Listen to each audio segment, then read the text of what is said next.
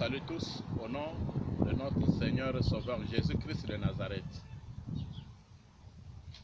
Nous allons aborder un thème. Certes, c'est un thème que vous avez déjà entendu parler, vous avez beaucoup lu et vous avez beaucoup de prédicateurs, de pasteurs, de docteurs enseignés, ont prêché sur ce même thème. Mais je vais l'aborder aussi dans une autre manière. C'est ça la parole de Dieu. Je voudrais vous annoncer d'abord que c'est un style que j'ai préféré pour le moment. Je dirige une église qui est une très grande église. C'est pas ça ce qui importe. Mais moi, j'ai voulu faire la différence pour donner le message en plein air. Il arrivera de ce moment où vous allez suivre aussi des messages depuis notre église.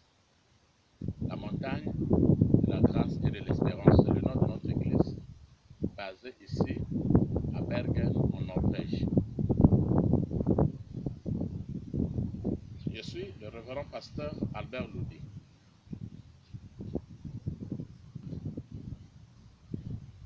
Le thème que nous allons aborder aujourd'hui, je l'ai intitulé « Question-réponse ». Question-réponse. En français, en Kirundi, chez les Burundais, ikibazo inishu. Ikibazo inishu, question-réponse. En lingala, motuna et yano. En anglais, a question, answer. En norvégien, spørsmål, svar. Vous allez vous dire pourquoi question-réponse. Eh bien, nous allons parcourir le texte qui est écrit par Marc ou Jean-Marc l'évangéliste, le chapitre 10 à partir du verset 46 à 52. Marc 10, 46 à 52. Nous allons lire au nom de notre Seigneur et Sauveur Jésus-Christ de Nazareth. Alléluia. Ils arrivèrent à Jéricho et lorsque Jésus en sortit avec ses disciples et une assez grande foule, le fils de Timée, Bartimée, mendiant aveugle, était assis au bord du chemin. Il entendit que Jésus, ou c'était Jésus de Nazareth, et il se mit à crier, « Fils de David, Jésus, aie pitié de moi. » Plusieurs le reprenaient pour le faire taire. Mais il criait beaucoup plus fort, « Fils de David, aie pitié de moi. » Jésus s'arrêta et dit, « Appelez-le. » Ils appelèrent l'aveugle en lui disant, « Prends courage, lève-toi, il t'appelle. » C'est-à-dire que Jésus. L'aveugle jeta son manteau et se levant d'un bond, vint vers Jésus. Jésus, prenant la parole, lui dit, « Que veux-tu que je fasse ?» Il dit, « Rabouni, lui répondit l'aveugle, « que je recouvre la vue. » 52. Et Jésus lui dit, « Va et ta foi t'a sauvé. » 53. Aussitôt, il recouvra la vue et suivit Jésus dans le chemin. Aussitôt, il recouvra la vue et suivit Jésus dans le chemin. Amen. Vous voyez, c'est un aveugle qui est assis au bord du chemin. Donc, juste à côté du chemin. Être aveugle, c'est un problème difficile. Bartimée était aveugle. La Bible dit que Bartimée, fils de Timée. En grec, Bartimée est Bartimaos. Bartimaos, qui veut dire en français Bartimée. Mais le nom de Bartimée est tiré de l'origine araméen. Et en araméen, Bartimée veut dire fils de son père. Voilà pourquoi on dit Bartimée, fils de Timée. Donc Timée, c'était son père. C'est-à-dire c'est quelqu'un qui était connu. Je parie que Bartimée n'est pas né avec une cuillère d'or dans la bouche. C'est-à-dire que il ne faisait pas partie d'une famille noble. Parce que s'il faisait partie d'une famille noble, il ne devait pas être mendiant. Or, la Bible donne une profession. À Bartimée, c'était sa profession. Et une précision. Bartimée aveugle, mendiant. C'est-à-dire qu'il fut un mendiant. C'était sa profession. Vous voyez quelle profession de honte. Ce Bartimée, on le prenait, donc il y avait des gens qui le prenaient, qui l'amenaient pour aller mendier. Vous voyez, c'était ça son travail. Ils l'ont utilisé.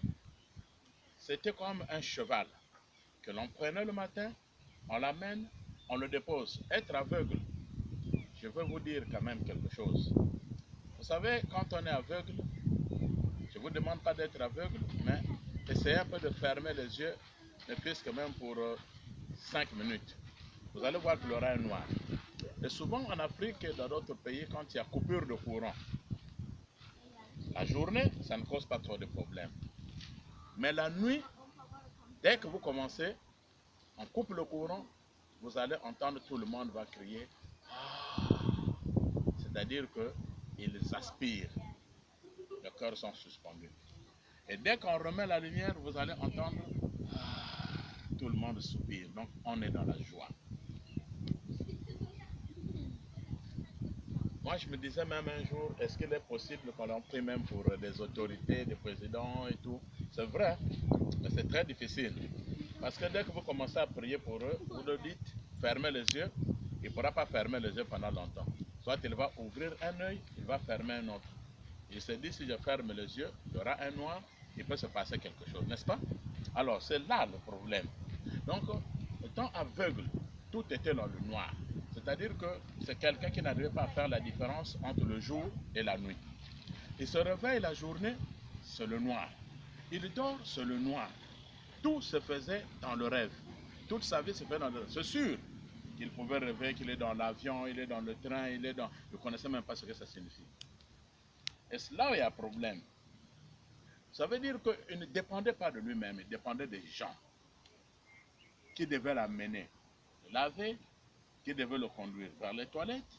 Il devait manger tout ce qu'on pouvait le présenter, même si la nourriture ne pouvait pas le plaire.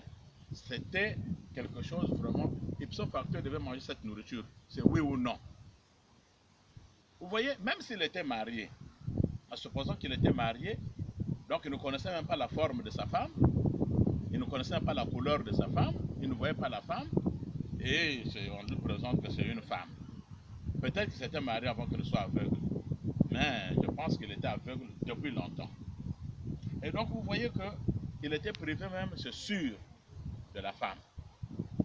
Et c'est quelqu'un que l'on prenait, s'il avait une femme même, je pense que la femme devait préparer pour lui, faire tout, il ne devait pas être un mendiant. Quand même, la femme peut se débrouiller, hein? Il y a des femmes qui se débrouillent même en Europe ici. Alors Bartimée avait une vie très difficile, une vie de honte, un travail de honte, mendiant. La Bible nous dit quoi? Dans le psaume 37, le verset 25, psaume 37, verset 25, le psalmiste David nous dit que je suis né et j'ai grandi, j'ai vieilli, je n'ai jamais vu le juste être abandonné, ni sa descendance mendier le pain. Alléluia. Mendier le pain, c'est impossible. Si tu as des enfants qui vont mendier dans leur vie, ah non, il faut déjà commencer à prier que la pauvreté s'éloigne de toi.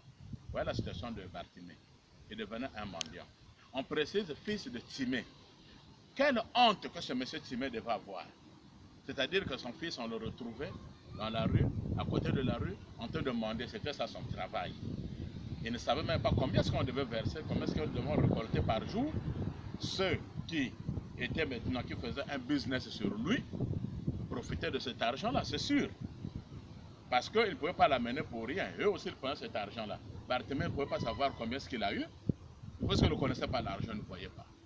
Vous voyez, une telle marque de vie que le diable impose à une personne durant toute sa vie, il voulait rester aveugle. Dans le noir, tout se faisait dans le noir. Mais le prince du noir, de ténèbres, c'est le diable. Vous voyez? Bartimée, on l'amène, on le dépose. Comme d'habitude. Mais ce jour-là, il y avait une exception.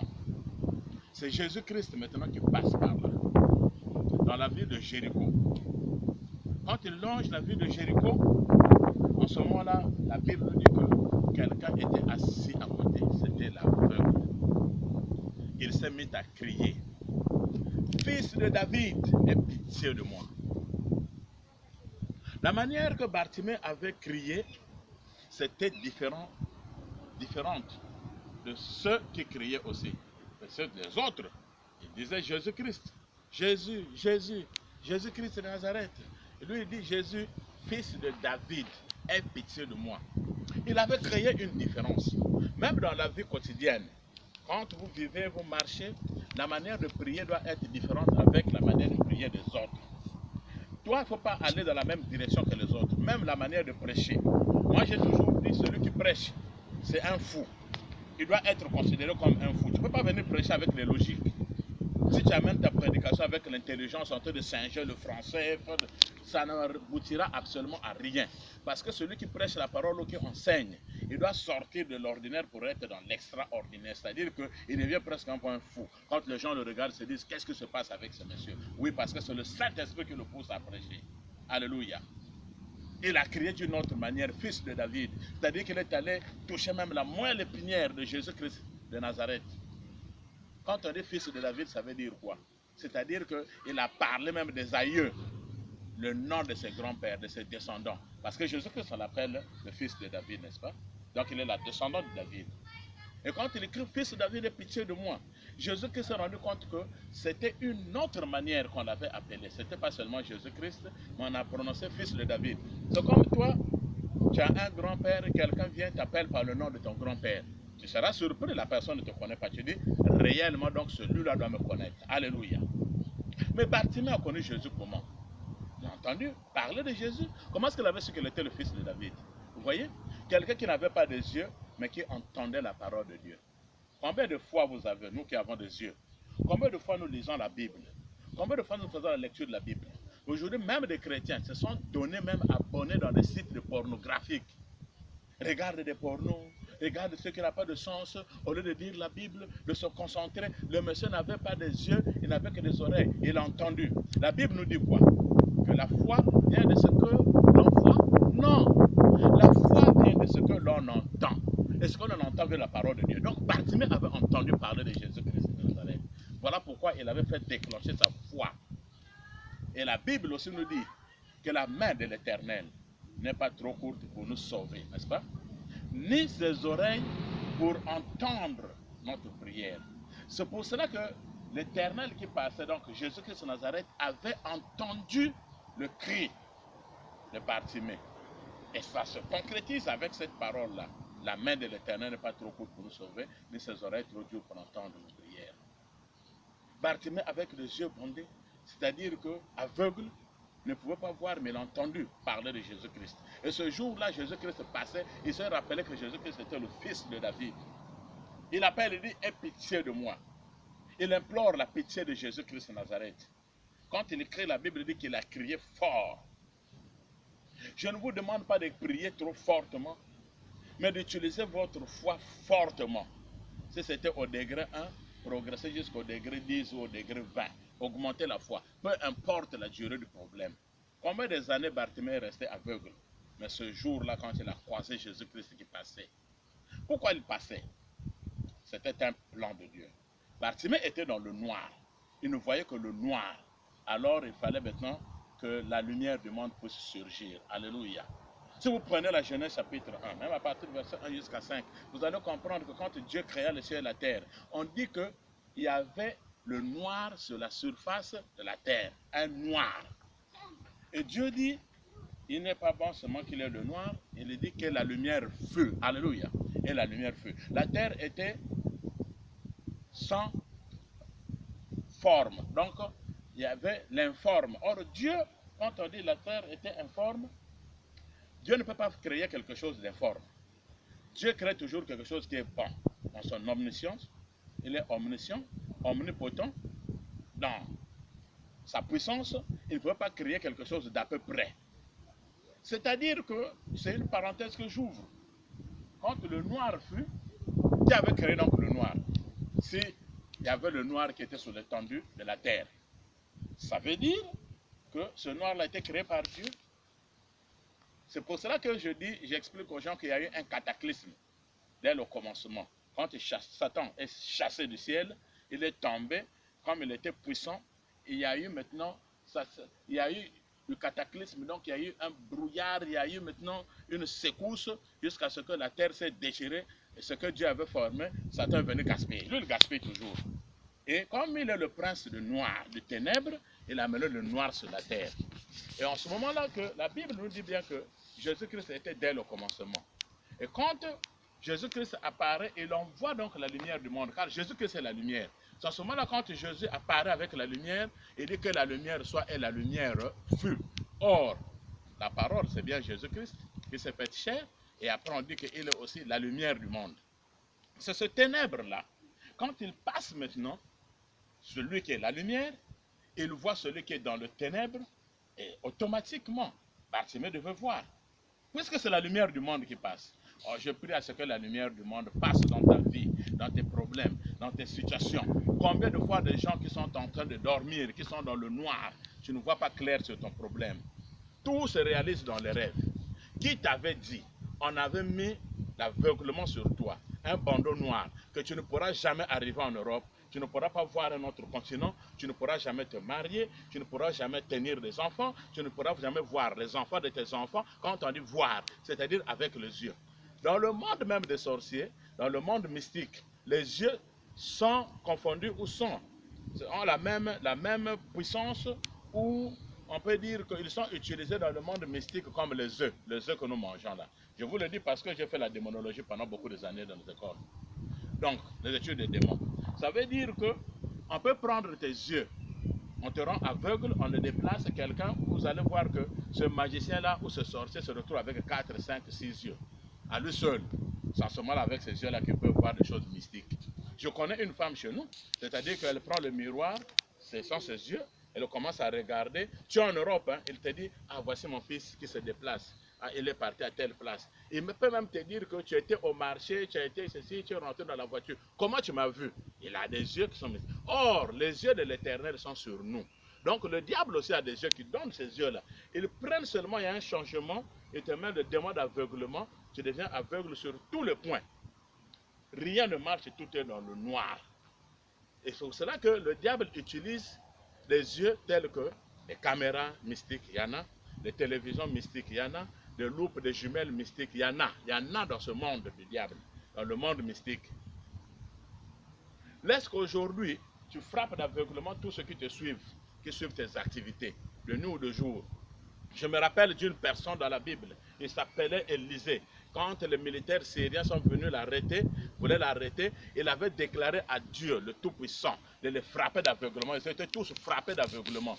Et ils sont partis encore demander Élisée chez Élisée. Ils ne le reconnaissaient plus. Vous voyez? Donc vous pouvez frapper aussi les gens d'aveuglement. Et demander le feu de Dieu qu'il calcine tous les yeux, tous les appareils qu'ils vous suivent de jour ou de nuit. Et vous allez voir que ça sera brouillé. Ils vont perdre vos traces. Alléluia.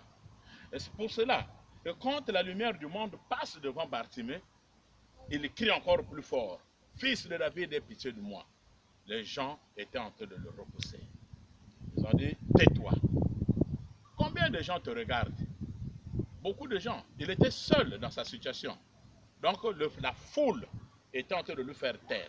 Peu importe le nombre de personnes qui t'entourent, peu importe le nombre de personnes qui peuvent te haïr, si tu as marché dans la honte, tu as marché dans la solitude, tu n'étais pas seul, il y avait Jésus-Christ à côté, il y a toujours Jésus-Christ avec toi. Alléluia. C'est pour cela que quand Jésus-Christ s'arrête, le cortège s'arrête, il dit, appelez-le. Il a dit, appelez-le à qui? À la même foule qui lui demandait de se taire. Vous voyez?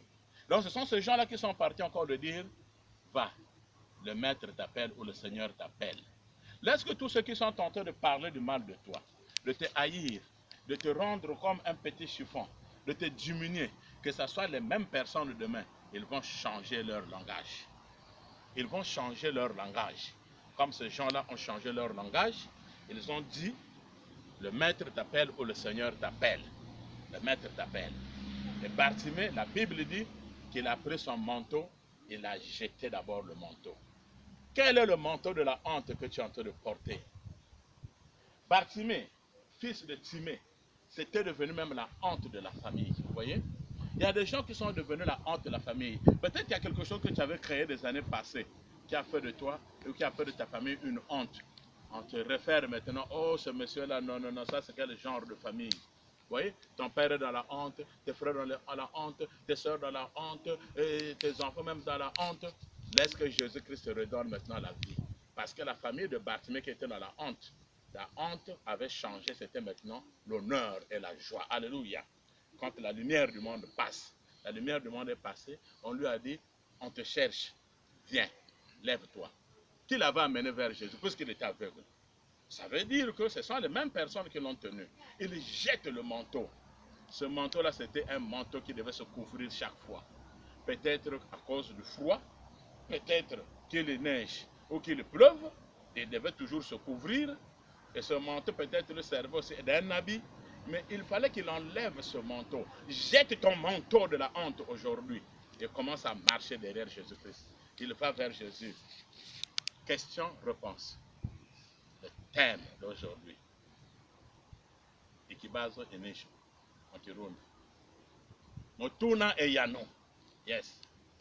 En lingala. Que veux-tu que je fasse de toi? Une simple question. Une simple réponse. Rabouni, je veux retrouver la vie. Rabouni qui veut dire maître. Je veux retrouver quoi? La vue. La vue. Mais en lui donnant la vue, il lui a donné aussi la vie. Parce que Jésus-Christ est le chemin, la vie et la vérité. Et quand il arrive, Jésus-Christ lui dit, va. Il ne l'a même pas touché. Il dit, ta foi t'a sauvé. Là encore, je voulais mettre un point en action. Ce n'est pas ta foi t'a guéri. Ta foi t'a sauvé. Donc, c'est la même phrase qu'il avait dit à la femme qui avait la perte de sang. C'est la même phrase qu'il avait utilisée quand il a ressuscité la fille de Jairus. Va, ta foi t'a sauvé. Il dit, la fille n'est pas morte, elle sera sauvée. Alors, à Bartimée aussi, il dit, va, ta foi t'a sauvé. Donc, l'objectif de Jésus-Christ, ce n'est pas seulement guérir la personne pour guérir. Mais avant de guérir le physique, il doit d'abord guérir, la personne doit d'abord être guérie spirituellement. L'âme doit d'abord être guérie. Combien de personnes ont fui les églises quand ils ont trouvé le miracle? Certaines personnes viennent à l'église pour chercher une femme, d'autres pour chercher un mari, d'autres que Dieu les aide à trouver de l'argent, les autres pour le voyage. Beaucoup de gens parlent, ils font des vœux à Dieu. Seigneur, si tu me bénis, tu vois, je veux rentrer en Europe, je veux te servir. Quand il arrive ici, il découvre l'Europe, il abandonne l'église, il sort maintenant, vous le voyez maintenant une fois l'année. Alléluia. Va, ta foi t'a sauvé. Quelle était l'attitude de ceux qui accompagnaient Bartimée? C'était un business. Combien de personnes sont en train de faire du business sur le dos de Jésus-Christ aujourd'hui? On s'enrichit sur son dos, on fait sur son dos. Et ça, c'était le business de ces personnes. Ils ont amené Bartimée. Mais quand ils ont vu que Jésus-Christ l'appelait, aussitôt, Bartimée a retrouvé la vue. Oh, c'était la désolation du côté de ces gens-là. Ce qu'il amenait et le déposait. Il le déposait, il repartait avec lui. Mais ce jour-là, ils ne sont pas repartis ensemble en tenant Bartimée. Bartimée, quand il est guéri, il prend une direction. Alléluia. La Bible dit qu'il quitte le bord du chemin, il rentre sur le chemin. Et il commence à suivre le chemin, le vrai chemin qui est Jésus-Christ. Le chemin, la vérité et la vie. Il suit Jésus-Christ, qui est le chemin, la vérité et la vie. Il n'a pas donné le dos à Jésus-Christ, mais lui a suivi. C'est-à-dire que Bartimée était un miracle vivant. Et là aussi, il y a problème. Fils de Timée. C'est-à-dire que les gens pouvaient vérifier le miracle même dans la famille de Timée, là où vivait son père. Nous étions au Gabon. J'ai connu une sœur qu'on appelle la sœur Yakana. Et son mari s'appelait le frère Yakana, un ancien de l'église d'Antioche. À chaque fois qu'on lui disait, la sœur Yakana, tu sais qu'il y a un miracle, quelqu'un s'est levé là-bas, il y a un pasteur qui a prié. Il dit, ah bon, oui, moi j'ai le billet, donnez-moi l'adresse, je vais aller vérifier. Alléluia. Oui, parce qu'il y a beaucoup de tralala de pasteurs aujourd'hui là. Moi, je ne dis pas que je suis le meilleur, mais des pasteurs qui vous font des publicités, venez, vous allez voir des miracles qui vont s'opérer. Même Jésus-Christ ne l'a jamais fait. Peuple de Dieu, sortez quand même de cet esclavagisme là où tout le jour on doit venir vous utiliser, prendre votre argent. Celui qui vient, il fait une petite prière, il faut venir s'aimer, donner l'argent, donner l'offrande. Jésus-Christ avait demandé l'offrande à Bartimée. Où est ce problème où au lieu que les gens soient des mendiants, c'est nous maintenant les pasteurs qui sommes des mendiants. Courir derrière les fidèles, aller chercher les dîmes même dans des maisons. S'ils arrivent aujourd'hui, il arrive aujourd'hui qu'on ferme, on dit aux gens de ne pas donner des dîmes, des collectes et des offrandes. Beaucoup de pasteurs vont repartir. Peut-être qu'ils vendaient des tomates, peut-être qu'ils faisaient le champ au pays, il va repartir dans ses anciens travaux. Vous voyez? Donc les miracles se vérifient. Lui, elle va, pardon, je voulais dire, cette sœur-là, elle partait vérifier à la source. Elle revient, elle vous dit ce miracle-là, c'est un faux miracle, ça n'a jamais existé. Cessez de pervertir les enfants de Dieu. Il faut passer à la radio dire un tel est fort. Donc on dit même plus que c'est Jésus-Christ qui est fort, c'est tel pasteur qui est fort, tel évangéliste qui est fort. On oublie même que c'est un serviteur de Dieu, il oublie que c'est un serviteur de Dieu. Donc c'est un instrument que Jésus-Christ utilise. Des faux miracles. Quels sont les pasteurs qui sont rentrés dans les hôpitaux là où il y a mis des gens qui ont le coronavirus? On ne les a pas vus. Si vous faites des publicités que les gens viennent pour maintenant vivre les miracles, mais c'était aux pasteurs là de partir maintenant, là où il y a des malades, et les prient, tous les malades de coronavirus sortent de les hôpitaux. Donc c'est du mensonge. C'est de la publicité carrément. De la publicité. Où j'ai vu une personne qu'on était en train de guérir, soit des gens que c'est un miracle. On amène la personne, il ne voyait pas, on l'amène, on dit, voici un aveugle. Il y avait beaucoup de gens. Et le pasteur l'a pris, il dit, il y a un aveugle là-bas qui doit voir, un aveugle qui doit voir. Et vraiment, voir au nom de Jésus. On utilise même le nom de Jésus-Christ dans le mensonge. Et le aveugle crie, j'ai vu, j'ai vu, j'ai vu. Ok, il vient, le pasteur habillé en rouge, il dit, comme tu as vu, dis-moi, j'ai porté quelle tenue? Rouge. Oh. Et l'autre, bleu. Ah, tu es aveugle, soi-disant de naissance. Comment tu as connu le couleur là? Ça c'est la couleur rouge, ça c'est la couleur bleue. Vous voyez, c'est un mensonge.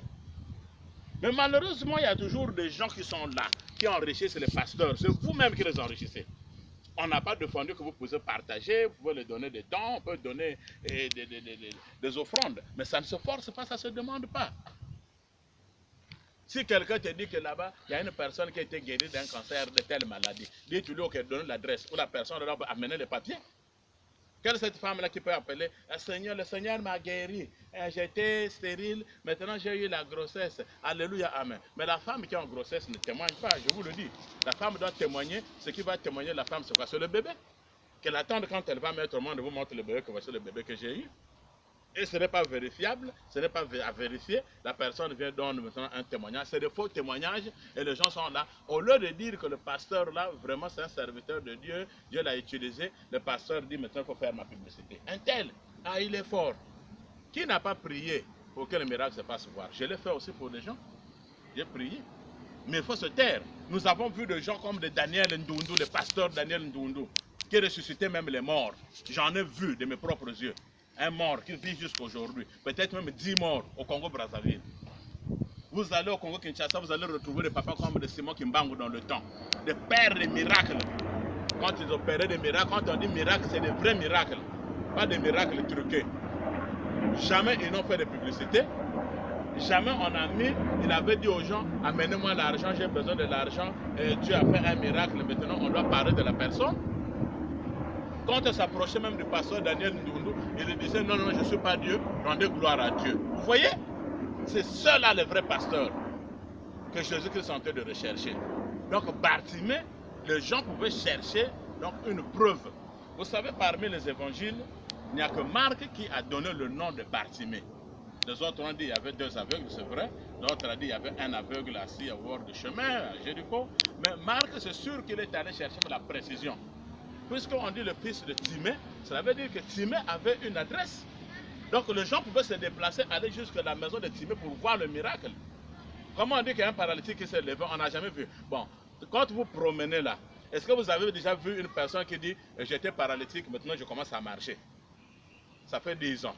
Vous voyez? Je ne refuse pas qu'il y ait des miracles, c'est vrai. Mais il y a plus aujourd'hui du buzz que des vraies choses. tous ceux qui viennent là en train de faire leur publicité. Comme me disait une sœur, aujourd'hui on a beaucoup de commerçants que de pasteurs. Beaucoup des ONG que des églises qui viennent là pour leurs intérêts. Bartimée, fils de Timée, a retrouvé la vue. Il a regardé et il a marché.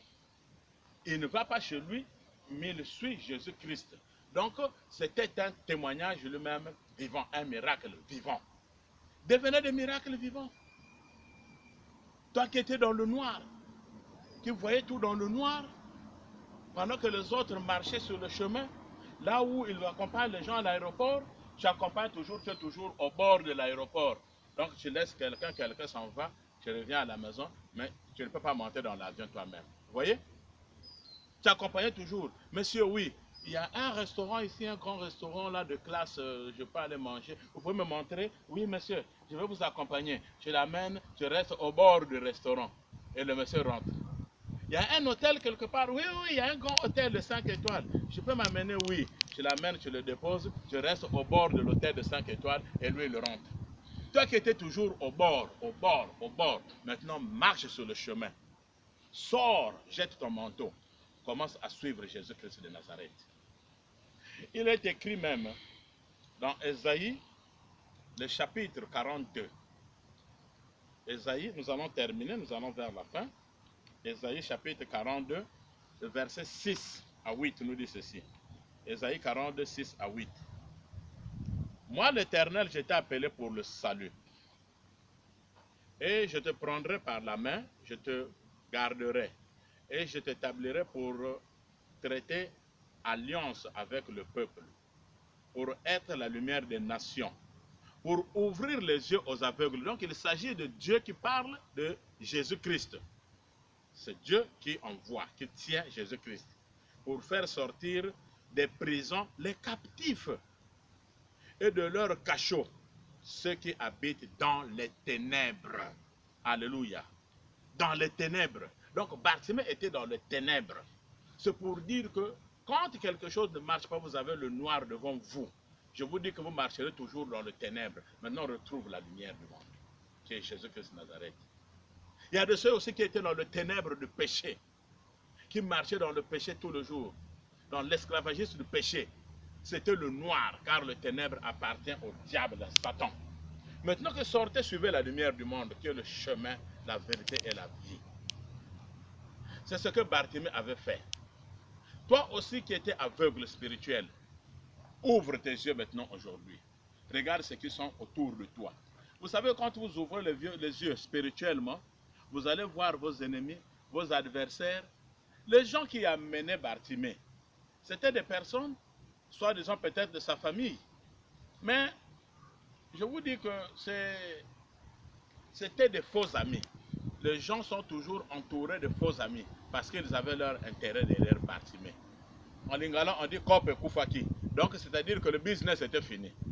Que ceux qui font le business derrière Jésus-Christ, que ceux qui font le business derrière toi. Parce qu'il y a des gens qui peuvent t'utiliser la nuit, tu ne sais pas, tu es là en train de soulever des fardeaux, tu es là, tout se passe la nuit. La nuit, tu as acheté une voiture, la nuit tu te réveilles, il n'y a pas la voiture. C'est l'aveuglement. Tu as touché beaucoup d'argent la nuit, tu te réveilles, tu regardes là, tu as peut-être 2 francs à côté là. Donc tout se passe dans le noir chez toi. Que tes yeux s'ouvrent maintenant. Que tu marches sur le chemin. Celui qui donne la vie, le chemin, la vérité et la vie, c'est Jésus-Christ de Nazareth. Alléluia. C'est pour cela que je voulais vous dire que c'était le message que j'avais à vous donner aujourd'hui. Et je vous dis que Dieu vous bénisse, que Dieu vous bénisse, que Dieu vous bénisse. C'était là le révérend pasteur Albert Loudi, pasteur dans l'église de la montagne de la grâce et de l'espérance ici à Bergen en Norvège. Amen.